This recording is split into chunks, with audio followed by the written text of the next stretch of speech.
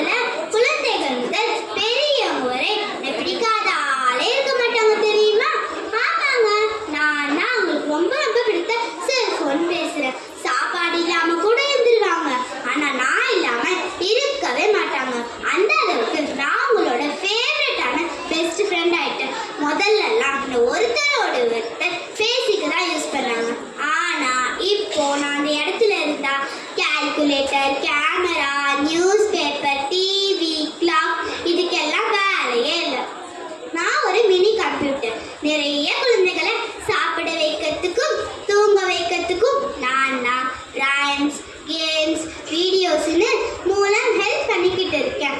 உலகத்துல எந்த ஒரு மூலையிலும் நடக்கிற விஷயங்களை நீங்க தெரிஞ்சுக்கணும்னு வாட்ஸ்அப், ஃபேஸ்புக், இன்ஸ்டாகிராம்னு நிறைய ஆப்ஸ் எங்கிட்ட இருக்கு.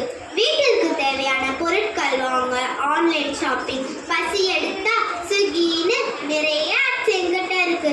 அட இவ்வளோ ஏங்க, சமையல்ல இருந்து இந்த மாதிரி ஃபேன்சி ட்ரெஸ் காம்படிஷனுக்கு ஐடியா வரைக்கும் யூடியூப்ல தானே பார்க்குறீங்க.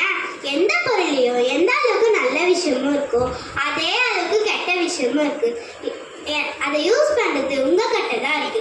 என்ன அதிகமாக யூஸ் பண்ணால் கண் பார்வை குறைவு, பிரைன் கேன்சர், தூக்கம் இல்லாமல் நிறைய